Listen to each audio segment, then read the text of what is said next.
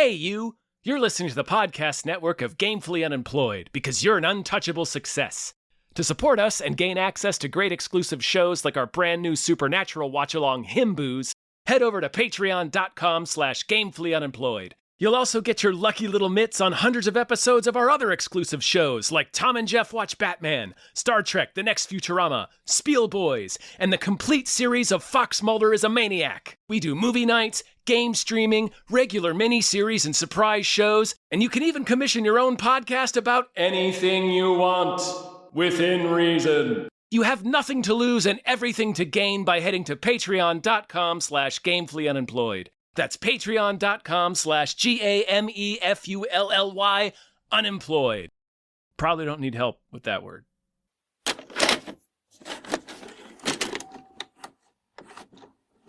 Straya, mate.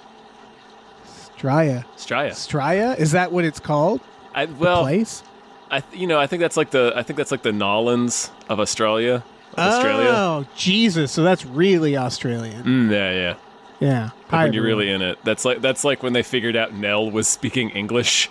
Right, and you're watching and you're going like, yeah, she is. She's speaking English, man. She has an it's accent. just a heavy drawl. Hello, everyone. My name is Sorry David for Bell. spoiling Nell, but you'll hear it. You'll hear it if you watch the 1994 picture Nell. You will just hear that she's speaking English. I'm Tom Ryman. It's very clear. And we just watched Leviticus. Leviticus. Bus hand job. Bus jobs. Yeah. It's weird to make a movie where you're safe on the bus. I know. Desire. It has to go now. Look at the light.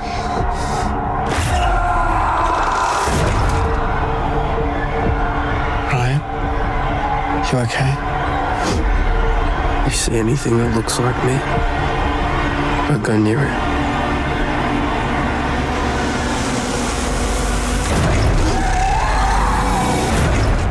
But that's like the only place they're safe. Yeah. This is so this had a lot of festival buzz. I do not think it's going to get the Obsession treatment where it's going to be this big explosion of box office. Probably not. But I will say that my theater was pretty full at noon 30 on a Saturday. And my theater was pretty entertained. I just don't think they did a lot. I don't think there's Backrooms obviously was advertised a lot. That had a big marketing push, yeah. Yeah. And then Obsession had that very memeable, very people online. This doesn't have that benefit.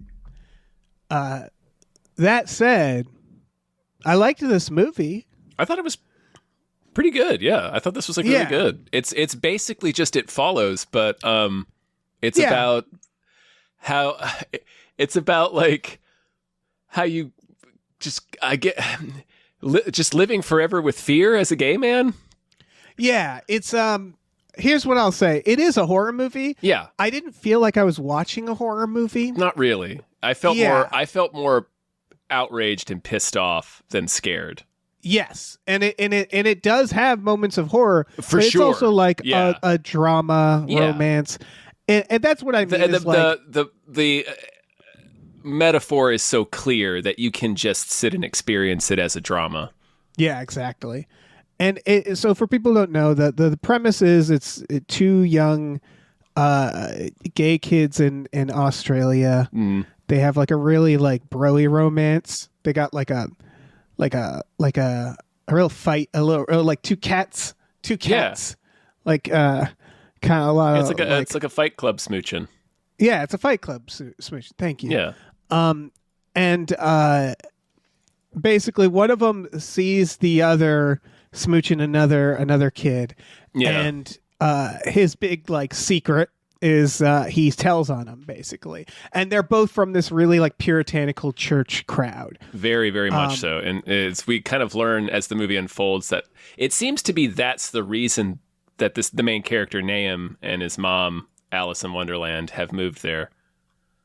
Alice in Wonderland. That's Mia Wasikowska from Tim Burton's Alice in Wonderland. Oh shit! God, I don't like that time happens. Yeah, time happened like shit. I'm like, man. she's a child. That's a child you're talking about. Alice in Wonderland was like 20 years ago, dude. She's also Stoker.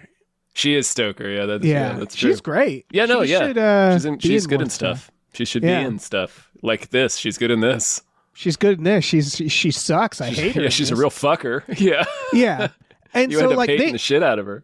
The movie's a little like, it's not confusing at first, but it's not confusing, but it's very like muted at first, where it's not like it's like you imagine what a faith healing church crowd is in America, and it's very loud and pronounced. Where this is like, it's almost like a different culture where like it feels more casual. The church group, I guess, a little, but also it feels more like really, like you said. It's kind of they're real extreme, like really. Yeah. And anyway, to finish the thought that I had started with, it seems like that's the reason why Nahum and his mom have moved here. He mentions that we moved here to get away from those feelings, I think he says. Okay. So it seems like it's sort of like there's a history. Yeah, and it's almost kind of a reveal in the third act when we learn that Mio Wasikowski, his mom, already knows that he's gay and is taking him to conversion therapy. And knew that this was the thing. Yeah, knew that this was the thing, right? They knew that they were cursing them with like a fucking demon that was going to follow them around. That was a really important detail because it is, yeah. By the way, that's his what it's name about, is right? spelled, That's what the movie's about. Yeah. His name is spelled Naim, and it's name. Name. And I was just like, did you not fill in that slot in the birth certificate? I thought they were saying. I thought his name was Nahum, like Nahum. Nahum, maybe, but Naim, and the accent they just kept saying name. I thought they were just Australiaing the pronunciation of Nahum. Yeah, name. Okay. That's pretty. Like, that's pretty. Like, that's like uncreative for naming your kid. I'm just saying. Just like you're looking at the form and you're like, it's a bit well, like that name works. Yeah, why not name? Yeah, it's a bit like putting a mirror in a picture frame. Yeah, a little bit.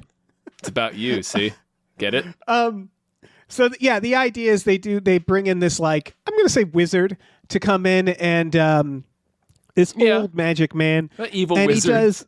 Yeah, and he speaks in tongues or whatever. He does a ritual, and the kids like it's not our main character; it's the other two guys. Like they convulse, Ryan and then Hunter. like and then clearly they're seeing things they shouldn't. And if you've seen the trailer, you know the premise, which is that the demon comes in the form of the person you have the biggest crush on or like you infatuated with. Yeah, you could say love, but obviously they're like it's a new relationship. But. And so that's the premise. And it's very It Follows, which is both something I like about it, but also something where it's like, I've seen that.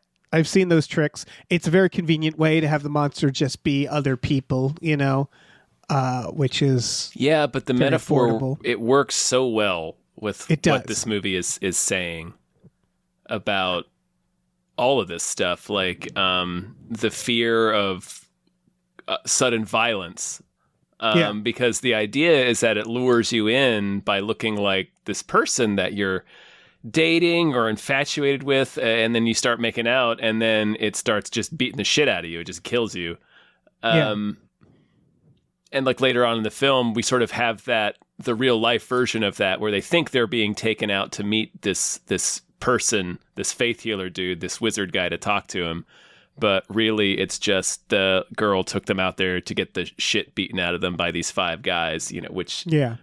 And the idea that, like, the demon killing these people... Like, we see it get a girl in the beginning, and then it gets this guy Hunter, and his head's in a fucking field. But, like, their deaths are almost written off. Like, they're like, they say the girl committed suicide, and it's like, well, this was... They write off Hunter's death as a hate crime. And it's like, that's what happens in real life. Right. It's and that's the idea is like the mom, again, fuck her, but her concern is that framed that way, right? Is like, I just don't want my son. Like, it's almost like she doesn't outright say this, but it's almost like being like, well, I'm cool with gay people, but like that makes your life really hard. Yeah, I don't want my son to be the victim of a hate crime. So yeah. And that's the thing is like, as someone who, doesn't know what it's like to be a gay man, especially in the 80s, during the AIDS crisis. Place? No, I'm just saying like sorry. I'm sorry. I'm going backwards. I should have let you finish your thought. But there's this movie very like kind of gave me that aha of like, oh yeah, of course, where it connects the idea of love and passion and lust with fear. That idea of that like your love is dangerous. The thing you love will kill you. Yeah, and exactly. It's like, but what's the alternative? And like, even though that it ends the same way as it follows, basically. But it's like, well, but it's so perfect for the metaphor because it's like, well, what's the alternative to not love this? Right. What? I'll take the risk. We're definitely going to accidentally spoil It Follows. For the record, if people haven't seen it, because It Follows has it has a very similar message. But this is what's interesting is that like. I like It Follows more because the director, It Follows. It's one of my favorite films, it's scarier, horror films. For sure. Yeah. But it kind of says a similar thing about love and death, which is that like, it's the thing where the metaphor in It Follows, it doesn't need to spell it out. It's like, right.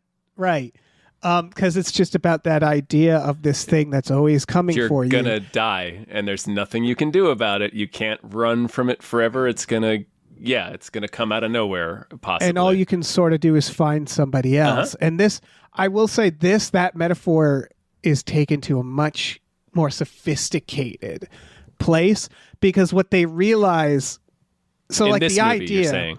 Yes. I My agree. favorite part about this movie is not the It Follows stuff. And what I mean by that is when he's like looking out a window and there's the other guy standing in the yard. And there's not that much of it, honestly. Yes. Sorry, I'll stop interrupting you. No, it's fine. My favorite part of this movie is the scenes where he's not sure, where he walks up. Because I wish there was more of that. I honestly am like, I wish there was more of that. And the thing they realize is that you're not safe unless you're in public. Is the first idea, right? Yeah. Unless there's witnesses, right? If other people can see them, you're like, okay, good, like we're safe. And then the slow realization is that they can't be like the moment they split up, when they see each other again, they don't know, right? Yep. So the answer is don't split up. And so like that's sort of the ending is like they're bound together, and as long as it's codependent, but as long as they're like with each other, they'll be okay. And it's logistically makes sense.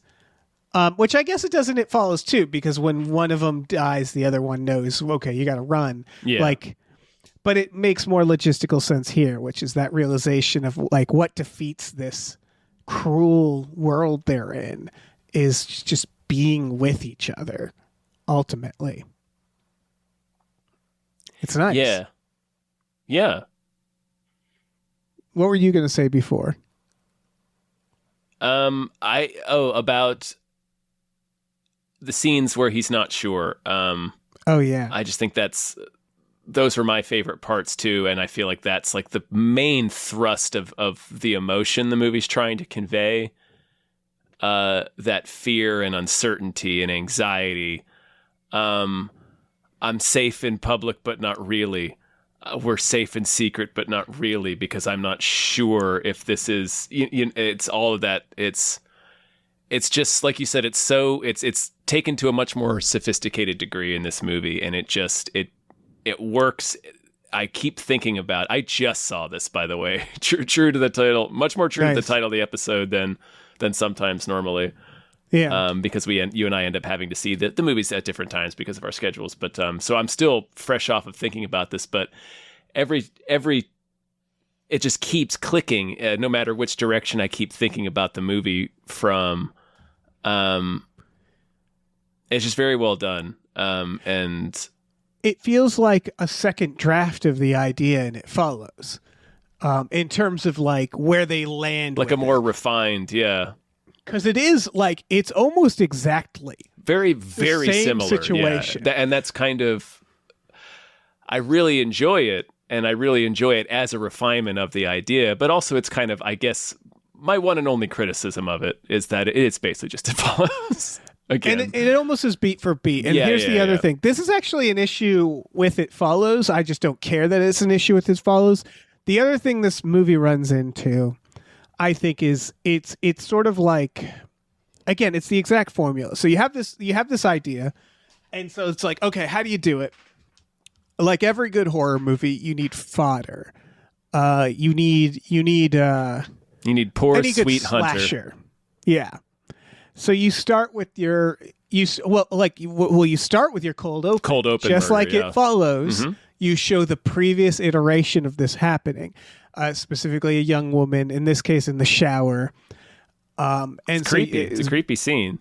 It's creepy, but it is again structurally exactly like It Follows. And then she becomes like the thing that people talk about as like the previous legend of this. And then you have your new characters, and then you sort of, and again, like It Follows, it's actually a very small pool of people. So like, because it's her, she's the one getting followed, so she has to, pass it around a few times. Mm-hmm. But how many times can you do that?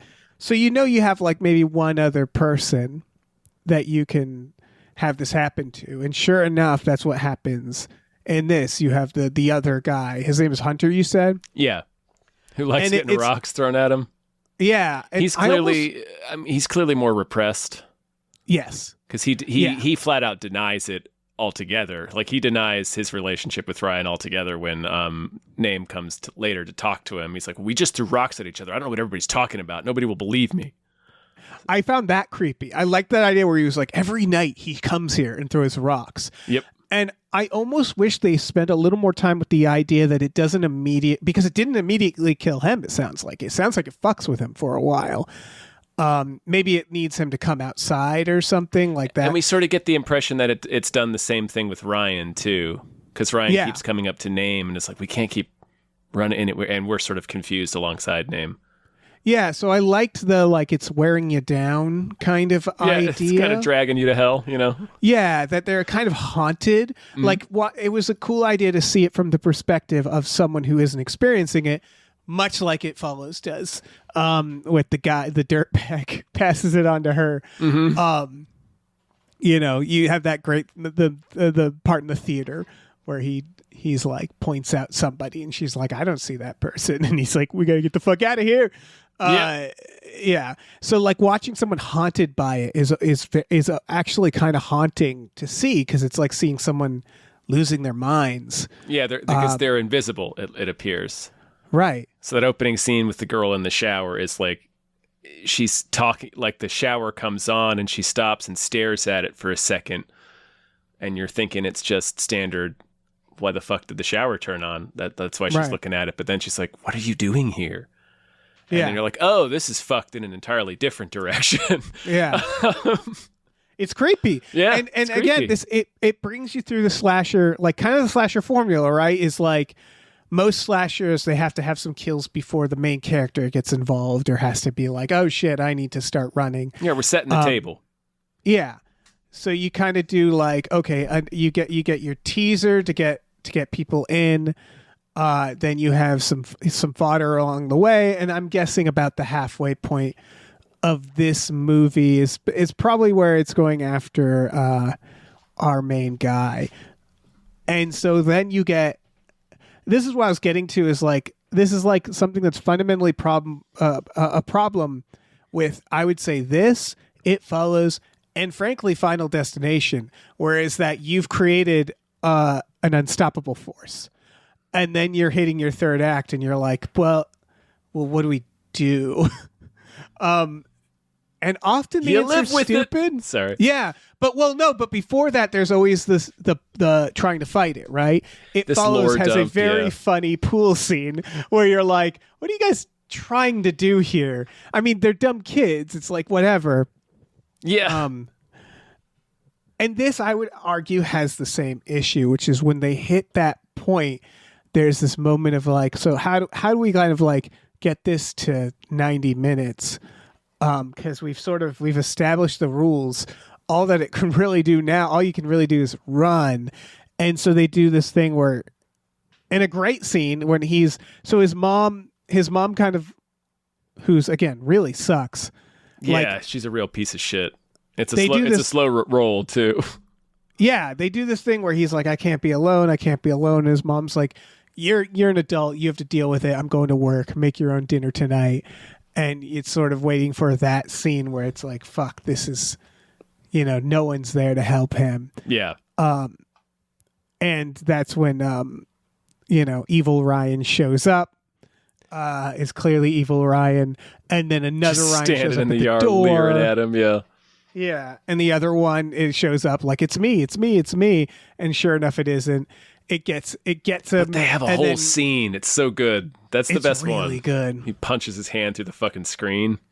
Yeah, and I like that they can talk in a way that's convincing. That's different from It Follows, where it's like, whatever this demon is, it knows enough to like con its way in. That was the stuff where I was like, I wish we got more of that. I honestly wish, like, I thought a really cool idea would be like, they meet up at school and then he spends a day with him and then it turns out to be the creature the moment they're alone. Like that idea of like, it just is waiting all day. Yeah. Like they could have done a lot more, I think, where it was have him been hanging out with them all day and they're like, oh, Ryan was absent. So could you take this home to him? It's like, the fuck? Yeah. Or like, it never quite works out. And then he meets up with Ryan and Ryan's like, what are you talking about? We weren't at the mall. Like, what the hell are you saying? Yeah. Shit like that. They did way less of that than I expected. And I think that was their strongest thing that they could kind of do more of. Yeah, for sure. What I was getting to is that then he lights a lighter under him and there we get this idea, and it's linked to the idea that the wizard has a lighter when he does the spell. Yeah, and his that spell mentions fire. He's like, there's two flames, like wolves Yeah. or some, he says some damn thing. So they do a brief thing where it's fire. It's killed. The fire hurts it, and you do this. They do straight up again. It follows where it's like, okay, I'll go to this place, set a trap, more or less, and it doesn't do anything. Again, like It Follows, it's ambiguous, but in this, it's like it just slows it down briefly, and that it's like playing Alien Isolation, where you're like, I'm not gonna kill this thing. But fire will piss it off long enough for me to get away. Yeah, this will give me about 2 minutes. Yeah. I can catch my breath, pop a can of Pringles. Yeah. This movie, basically, it's just that like it knew it needed something leading into the third act, like, and they did a good enough job at linking it where it's like you're not confused about why, because it makes as much sense as anything, I guess. Yeah, I got a little worried when they get on the bus to go to the hospital to talk to the girl who was part of the previous she curse. Seemed to be the partner of she was the partner of the girl who gets killed in the beginning, because I was worried that was going to be this movie was going to go in a different direction, and that was going to be more of a lore dump from like, say, Whistle, and then the rest of the movie would be in that direction where they figure out whatever spell magic rules will help them defeat the thing, and then they team up to defeat the thing, and that would have been a real shame. But the scene winds up being creepy. Like, it winds up being unsettling. Yeah, I liked her. She did a really good job. Yeah, and it ends with them she's screaming at them, getting dragged back inside, and she's just like, "You're just making it worse" by being together. She's like, the more time you spend around each other, the harder it's going to be to tell them apart. And she also represents a really cool, like, version of this, is the person who knows that the person they loved was killed by something that looked like them. Yeah. And that, like, the guilt. She reminded me a little bit of Tony Shalhoub in the X-Files, where he's in the bus station all day. Yeah, she had a little bit of that energy, yeah. Yeah, and just that general idea of, like, you're not safe unless you're in this one area or this one space. And there's something in it about, like, gay kids kind of like that runaway feel of having nowhere to go, or sort of being like, where it's like a lot of this, you're thinking like, well, where's their family? And it's like, well, their family are the type of assholes to have this done to them in the first place, so they're not going to find solace in their families. Put them in conversion therapy. Right, and that's that's why. Oh, sorry. Oh, it's just so important that the mom sucks. Yeah, because that's the subtext of the movie, right? Is that this person was put into conversion therapy and then killed themselves. Like that's, and it's also anyway.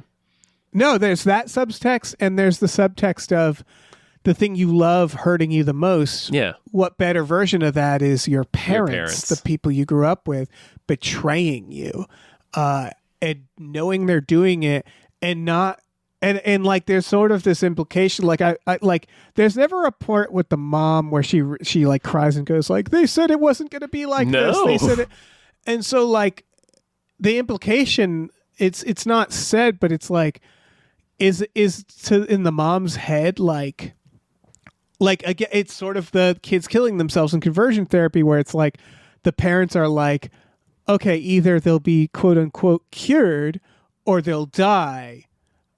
But I can accept either. Correct. Yeah, is that the mom seems to know that it's like, he has to stay away. That's 100% what she represents. Yeah, the idea of like, oh, we know that this does extreme, or like, we are aware that this could end in the destruction of our child. Right, and care. I think what the girl is representing that I actually would have wanted to see more of is like, I think the idea here, right, the rule is that if you stop having a crush, then the demon will go away, right? Yeah. Like that's what from the point of view of the bastards doing it is they think that's the cure. That's right? The success, is like, yeah. Because otherwise she's it's like, the therapy this doesn't working. help anybody. Yeah. She's the therapy working. Yeah, and I kind of wanted to explore a little more of that, of like the idea of like, because obviously the other version of this, I was thinking about this would have been a cool idea if this movie was longer or something, if he meets like another boy that he gets into and then it starts looking like the other boy. In the comedic version, you could have the original boy be like, hey, what the fuck? Like, he didn't look like me anymore, but like that's what would happen, right? Isn't right? And she does mention that it can look like a movie star. So what if like fucking George Clooney comes out of a dumpster? Shows up. The other boy's like, okay, I get it. It's Clooney. I get it. Like, it's fine. It's totally fine.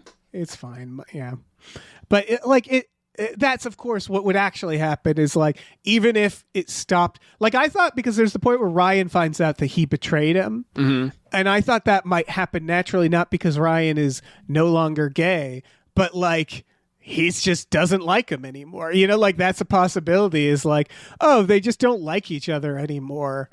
But of course, then the moment you have a crush on someone else, it's going to show up as that crush. So like, I don't know. He says as much later on. He says, like, I don't want you to go because then it's just going to look like some other dickhead, and I don't want it to look like some other dickhead. I liked that. Yeah. That was a great. Yeah, it was a great idea. Yeah, because what they're learning is that it doesn't matter who it is if you're gay. Yeah. And also, there's implication that the demon wouldn't do this if you're not gay. I think that's why they're. I mean, that's why they're doing it. That's why they've been cursed with this. Right. It's not clear whether the curse would work in other contexts, but it doesn't matter. And so going back to the idea of quote unquote cured person, I liked the idea of someone who had lived with this for like 15 years and they've just become like so repressed because they're not going to magically be attracted to someone they're not. They're not going to magically be not gay. So the only real quote unquote cure, and this is the point of the movie obviously, is to just repress love so much that you would become a sociopath, or you would just be inside all the time. Poor doomed Hunter seemed like he was on that path. Yeah, he was there. He had a shot at that. He had a real shot. Yeah. So yeah, it's great because none of that needed to be in the movie, but it's all kind of implied in a way that you can extend the lore in your head to all the scenarios. Yeah. And it works so perfectly with conversion therapy, where like the point is no one, you're never cured. That's never where conversion therapy will head. It's like Quitters Inc. with the demon. Yeah, exactly. It's great. Or it's like a movie where like it's the weird comparison. It's something like Darkness Falls, where the demon only exists in the dark, and so someone has to spend their whole life just like in this like brightly lit room in a series of Walmarts, or like Tony Shalhoub in the episode Soft Light, where it's like, yeah, you never like what they're doing to these kids is dooming them to never have a good life because they're so scared of the idea of them being gay. And so like the natural conclusion is they create basically a wall between them and everyone else. And so that goes into like gay subculture. That's why I was thinking of like, AIDS, the epidemic in the 80s, where it's like where being gay became its own like way more of an insular subculture. Mm-hmm. And that's like a thing that resonates. Like I came from a very gay place in America, and you could see generational things like this. For example, in my hometown, which was a college town for young people, the gay club welcomed everybody, including me. Like it was also the club. It had drag shows. It was very welcoming, a lot of mingling. If you go to Provincetown, Massachusetts, that's old rich gay. That's John Waters' territory. And the clubs there are very separated. There's a lesbian club and a gay club. And it feels like of a generation where it was like we had to put up a little more walls because the world wasn't, kind to us when we were in our 20s. And this is kind of showing that division, right? Is like this idea that this like super religious group where it's like these kids don't like, they talk about God a little in this movie, and they don't seem like particularly like against God or religion because they were raised right. They were raised in some form of a church, right? And it almost feels like it's how like it's also kind of a story of how like the church and like the rest of the world is like repelling them from that world and creating those walls, right? And these at the end they're forced to be on a bus running away from their families, everything they knew, and all they have is each other, which creates that like that codependency, which is another gay culture thing, the joke of what does a lesbian bring on her second date? A U-Haul, where it's like that gay relationships move faster. Mm-hmm. And so like I think it's sort of like all kind of reflecting that stuff a little bit. Yeah. Which is really, really, again, really smart when it comes to just this one device. And that's cool. Yeah, no, I agree totally. Yeah. I can't even call this a critique, where it was like I kind of sat down more for a horror movie. And this is a horror movie. It even has a jump scare. It does, yeah. And the jump scare is pretty good. It's not bad. It got me because I was not expecting it. It's the only one. Yeah. I'm just really curious of like going back to the obsession of it all and the memeability, not that movies have to be like, are young people going to this movie and they're having fun the way watching a horror film is fun? Like, I don't think this is fun like a horror movie. No. I think it tried to be. Like, I mean, it's tense and, it's like I said, I spent most of the movie not really scared. I mean, there are moments where it's like, oh shit. But most of it I spent just like, angry, pissed off, outraged. Right. It's more injustice. Of a drama. Like, it's way more of a drama about, It's funny because there's a lot of horror in it. Don't get me wrong, there's a lot of horror in it. But I keep trying to think about like, why didn't this ping me the way It Follows did as a horror? And I think there's a couple. The intent definitely feels a little bit different. Sorry. No, and the other thing is, It Follows actually has the opposite thing, which is that you feel more tense the more people there are. Like It Follows always did. Yeah, and that was also a director who was doing a very specific thing and who had a very specific style, that 360 shots, and where you'd see a crowd and you'd see someone in the crowd kind of slowly walking towards the camera, and there'd be this simmer in the audience where like it would be quiet at first, and as this thing in the background got closer and closer, people would start going like, oh shit. Like in Obsession, the shot where she's just looking at him in the background out of focus. And my audience was like, people would slowly notice, like out in different parts. I guess I'm saying this didn't have as much fun with the premise, which again, going back to like, what is the big thing? It's you don't know if it's him or not. Mm-hmm. And I feel like it's hard because it's not a fun subject, but it never really has that. It's more of a grisly horror. Like there's never, even the jump scare, there was a few laughs for the jump scare. You know, jump scares tend to make people laugh.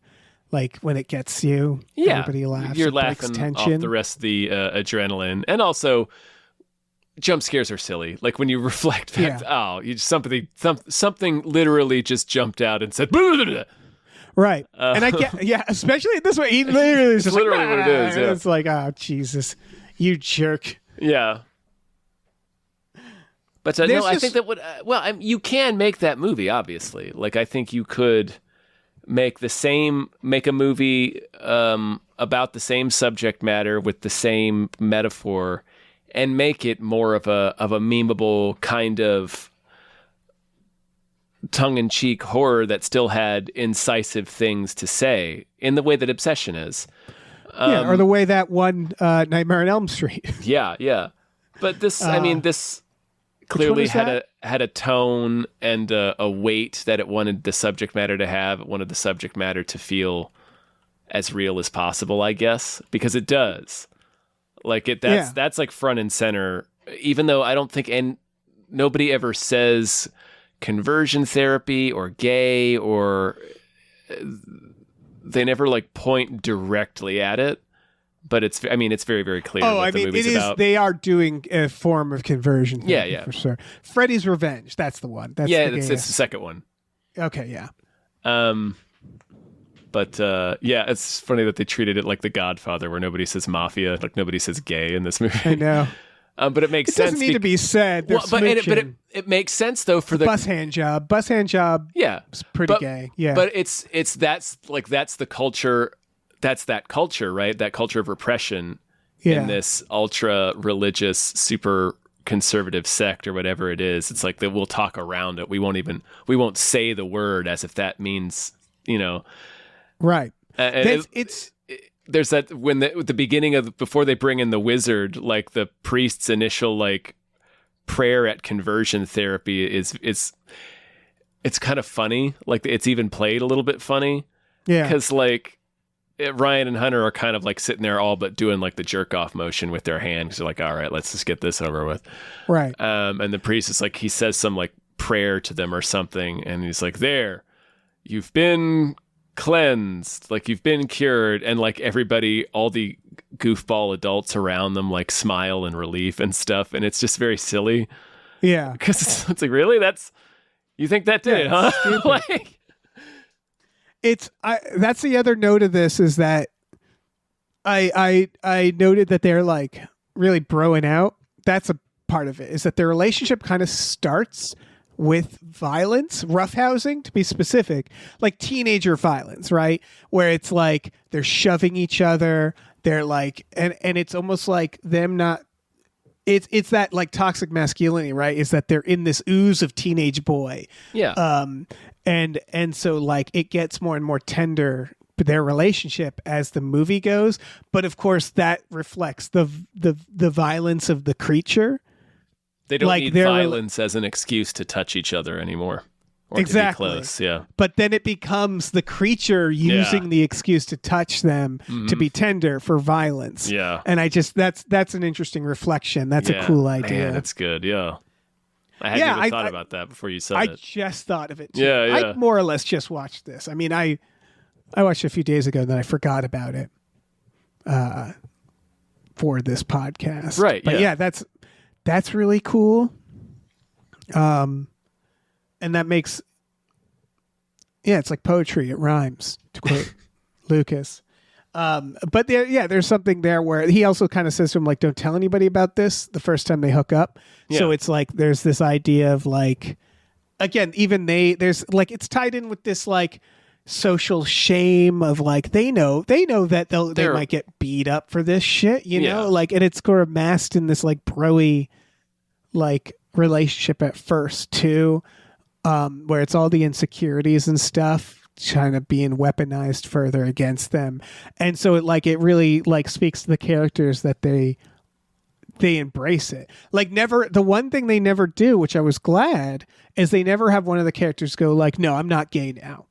Like it never works on them for a second. They never go like, oh, okay, I am wrong to feel this way. It's more them going like, well, fuck this. Like, this sucks. Like, it's more that feeling. And I appreciate that they like, right. It's the girl in the hospital is like, no, I'm sitting here so that I, can ignore the demon when it shows up and that I'll be safe from it. Like, right. And so I guess I was saying like it would be interesting to see a character like that, but I do see what they're doing, which is that like not for one moment do they doubt who they are. Right. And that's because it's not something to be cured. It's not something to be changed. Yeah, it's who they are. Yeah. And you're inflicting pain on you're them. Fucking cursing them with some weird fucking demon. Yeah. From some asshole with a Zippo. Who is this guy? As soon as that guy shows up with his lighter, I was like, this doesn't feel like a prayer. Yeah. Yeah, that's the moment fire comes out. It's like, what's he talking about? Like flames of old or some shit? This is Is wizard. that a Thundercat spell? Yeah. They never find him. You said they went to go to talk to him, and I was like, I think they're going to beat some information out of that old man. He is still an old man. That's probably what he's they were going to do. You could do a wizard fight. Yeah. Where they fight a wizard. It's not two wizards fighting, unfortunately. No. Unless they found they like fight with a wizard. That'd be cool to find like a gay wizard who's like, I have the opposite spell, and then those wizards fight. This is a different movie. But that's a direction I could have seen it going in. When they get on the bus, I was like, oh no. Please don't go in the whistle direction. Yeah. This is again. I had way more faith in this movie. They knew they were doing it festival buzz and stuff. Yeah, it follows very similar. Where they're like, we don't need to tell you much.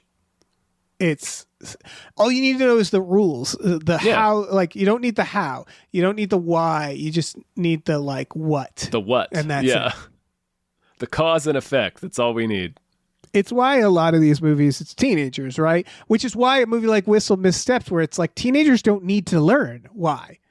They're teenagers. Nobody tells them shit. Like you don't need, like you just, Aztec whistle. Cool. Got it. I'll figure it out, you know? Right, yeah. We're used to complicated rule systems that nobody explains to us. Yeah. When we're teenagers. Yeah, exactly. Like the added thing is that these kids have there's a part where he runs into the I liked this. It was a comedic beat. He runs into the convenience store. Oh yeah. I just need somebody to stay with me. And the convenience store clerk is doing a great job. Because there's like this added idea of the loneliness of it all. No one's there to help him. Just going to a convenience store because I have nowhere else to go. Yeah, exactly.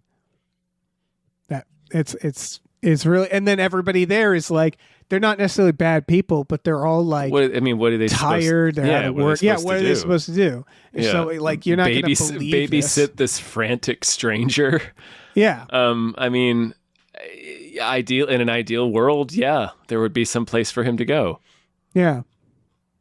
Yeah, exactly. There should be some place for him to go. Yeah, be a place for him to go. Yeah, that is compassionate and nice. Right. Yeah. I mean, you roll the dice and hope for Good Samaritan in a situation like this. But yeah, Yeah. I There just should be a realized place. where I've seen this kid before. He was familiar, yeah. Talk to me. So he is Oh, just shit. Okay, teen yeah. having a bad time. In bad Australia. Time teen. Yeah. Bad time teens in Australia. Yeah. I hope he does a movie when he has an okay time. Just let him ride a skateboard. Yeah. Eat He's some ice got cream. the face for a skateboard. Yeah. Skateboarding face. Yeah, everybody, all 3 kids in this movie had skateboard face, buddy. Extreme skateboard face. Such millennials. I was like, Yeah. look at these millennials. Yeah. Can I vent about something unrelated to Yeah. this movie? But I suppose if this is On the the appropriate subject? place for it. is there anything more you want to say about this movie? No, just like I said earlier, the more I think about it, and even just talking with you, we had that thing that you just stumbled upon. It keeps impressing me. Very, very good movie. Very well done. I think it was really good. I think it was really good. I think like I was expecting more of a horror, but it doesn't mean it needs to be that. You know what I mean? Where it's like, okay, this is something different, but I also liked Yeah, this. it was a pleasant surprise that it was more of a intense drama than a horror movie. Yeah. Yeah, I would say for people like there's not that much like Scares. There's not that much violence, but there is violence. There for sure It's is. more of like it might be more emotionally affecting than you might expect is my thought. If you're going to a movie to eat popcorn and watch a horror movie, this is not what that is. Yeah, this is more upsetting. Yeah. It's very good though. Yeah. No, I was going to say on the subject of hostility towards teenagers, Oh, sure. I went and saw this movie at Universal City Walk because that's my theater. Yeah. There's an AMC there. You're Mr. And- Universal. Yeah. Yep. I drive there. It's a quick drive. Mr. Worldwide, you and Pitbull. You park. You pay $5 to park, which in LA isn't bad. And you could park your car in their Jurassic parking lot, and you just go down an escalator, and the AMC was right there. Universal has decided to put a giant security gate that's mandatory, a security TSA style checkpoint. So when I went to see this movie, I got out of my car, walked to the theater, which is a stone's throw, and found a giant wall in the it's a mall, right? And imagine like you're going to the mall and the entrance is just a wall. And I was like, is this the back rooms? What just happened? Right. And I was like, what the fuck is Am I going dead? on? I've died. And Like- Universal has these like natural flowy entrances, and they were all blocked off. And I was like, what is going on? And a guy's like, yeah, you got to go down there. So I basically like, imagine me being 50 feet from the theater, having to then walk the opposite of the theater in a big circle through a bottlenecking security checkpoint that featured not just people going to the movie, but people going to the park. So it's everybody going in. You have to go through a metal detector, give them your shit. They have a security thing, all to see a movie, all to see a fucking movie. And then I had to walk all the way back around through. And I just want to say, boo. Bad job. Boo. Yeah, bad job. Bad. And I actually asked people, and they're like, this is so it's safer. And I'm like, you mean blocking off every fire exit makes me feel safer now? Like it used to be this like airy, flowy thing, and they've just turned it into this weirdly like Concrete dystopian bunker, yeah. Yeah, and it's You should like love it, I though. don't You love that shit. Yeah, I know. Well, it doesn't look like that. It doesn't look brutalist. It's just that just pissed me off. A movie like this where it's like a nice like dinner and a movie, go see a film like okay, I guess if you're going to see Doomsday in IMAX, but if you're going to see this movie or anything like that, if you're in the area, don't go there anymore. That's awful. Like, I don't want to have to wait 15 minutes for a TSA checkpoint to see a movie in my evenings. That's just like repellent. I guess you can't go to Universal City Walk anymore. I pre-ordered a bunch of tickets because we're seeing a bunch of summer movies that you have to get tickets in advance for. Yeah, but which after you didn't that, have to do. Yeah. Which is fine. Movies are back, baby. Movies are back. I'm fine with movies being back. After I see those, I'm probably going to find a new theater because that was like, it's just like, I thought this was relevant to the theater experience. Like that actually made my theater experience worse, is that like movie theaters in this country shouldn't make you feel like that. I think like that's wrong. That's bad. I think That's all. I'll agree with that. It's an old man complaint. Yeah. You have but to it was break up sort with of your theater. It's painful. I understand. Yeah. I have to break up with my theater after this movie. It must have been love, but it's over now. Right. Yeah. My demon won't come in the form of that theater anymore. Lumbering at you in the form of an AMC. In a way, it's relevant. It was a place I loved turning against me. Just like these young men, I know what it's like to be them now. Yeah, the violence of finding a concrete wall in front of you when you expected to find popcorn and soda. It was really fucked up. If you have mobility issues, don't go there. They make you walk like 3 times as long now. It's just weird. That is a weird fucked. Thing. Anyway, I think we're done. Leviticus. Oh, we're more than done, folks. Yeah. We're me complaining about the theater Dave's just experience. Bitching about his fucking parking experience now. I don't know what happened. It was just, I knew that I had to complain about it. And I was like, I guess this, and as you see, I saved it for the end. So it's like a bonus. It's bonus content. Folks, we have a Patreon. Patreon.com/gamefully unemployed. If you go on there for $5 a month, you get exclusive podcasts like Tom and Jeff Watch Batman and Fox Mulder's a Maniac, the complete series, Star Trek The Next Futurama, Spiel Boys, Himboos, our supernatural podcast. Oh, they would have been on the case here. Oh, those Winchester boys. Oh, man. They don't like being called gay. We've learned that. When nobody ever says it in this movie. Couple. It's fine. That's true. We also watch movies every Friday night with our patrons. We do. Where we watch 2 movies through our Discord. If you want to kick down a little more, we also have custom We Just Watched episodes where we watch a movie that you select and talk about it. So if you liked this, you could do that. So check out our Patreon. Do it. We also have a store at everygamefullyunemployed.com where you can find a link to our Teespring store where we have all kinds of cool original artwork by cool original artists like Michael Vincent Bramley, Starlene Hodge, Justin Brown, and others. So check that out. Please rate and review our podcasts wherever you're listening, and check out our other show, Badical, Badical. Also wherever you're listening. It's our Mortal Kombat parody.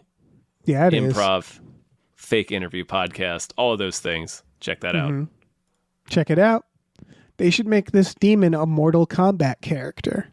Would that work? Yes. You wouldn't be able to... If he's Scorpion, you wouldn't be able to get away from him. Oh, yeah. Come here.